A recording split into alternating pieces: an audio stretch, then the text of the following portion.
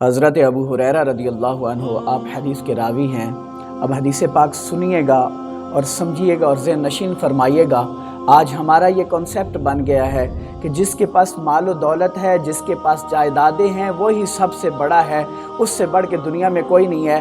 غریب بندہ جس کے پاس مال و دولت نہیں ہے، اس کی معاشرے میں کوئی حیثیت ہی نہیں ہے۔ آج تک ہمیں غریب کی ڈیفینیشن کا ہی نہیں پتہ چلا کہ غریب کہتے کس کو ہے۔ رسول اللہ صلی اللہ علیہ وآلہ وسلم تشریف فرما ہے، فرمایا میرے صحابہ تمہیں پتہ ہے غریب کون ہے؟ تمہیں پتہ ہے مفلس کون ہے؟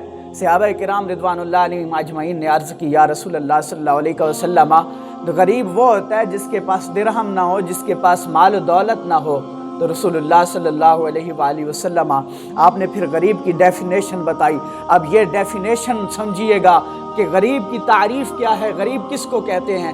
تو رسول اللہ صلی اللہ علیہ وسلم نے فرمایا میرے صحابہ، غریب وہ آدمی ہوگا جو قیامت کے دن اللہ رب العزت کی بارگاہ میں اس حال میں آئے گا کہ اس نے بہت ساری نمازیں پڑھی ہوں گی، اس نے روزے رکھے ہوں گے، زکاتیں ادا کی ہوں گی، بہت سارے اعمال لیے اللہ رب العزت کی بارگاہ میں حاضر ہوگا، لیکن فرمایا ساتھ ہی اس نے لوگوں کو گالی بھی دی ہوگی، اور اس نے کسی کا مال بھی کھایا ہوگا، اس نے کسی کا حق تلف کیا ہوگا، اس نے کسی کے اوپر تہمت لگائی ہوگی، اس نے کسی کو مارا ہوگا۔ فرمایا قیامت کے دن اس کے عمل ان لوگوں میں تقسیم کر دیے جائیں گے، ان لوگوں کو دے دیے جائیں گے۔ فرمایا یہاں تک کہ اس کے ذمے لوگوں کے حقوق ابھی باقی رہ جائیں گے، تو فرمایا پھر ان کے گناہ اس کے کھاتے میں ڈال دیے جائیں گے۔ فرمایا یوں یہ بہت سارے اعمال لے کے آنے والا شخص، نمازیں، روزے، زکاتیں لے کے آنے والا شخص، فرمایا اس کی ساری نیکیاں بانٹ دی جائیں گی اور سب کے گناہ اس کے کھاتے میں ڈال کے فرمایا اللہ رب العزت اس کو جہنم میں ڈال دے گا۔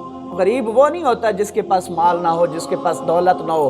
اگر وہ اللہ کا نیک بندہ ہے، وہ اللہ کو راضی کرنے والا ہے، اگر وہ حقوق اللہ اور حقوق العباد کو ادا کرنے والا ہے، تو وہ تو سب سے بڑا امیر ہے، اس سے بڑھ کے تو امیر ہے ہی کوئی نہیں۔ لیکن فرمایا غریب وہ ہے کہ جو دنیا میں اگرچہ مال و دولت، اگرچہ روپیہ پیسہ اس کے پاس زیادہ تھا، لیکن اس نے حقوق العباد میں ڈنڈی ماری، اور اس کی وجہ سے فرمایا اللہ رب العزت اس کو دوزخ میں ڈال دے گا۔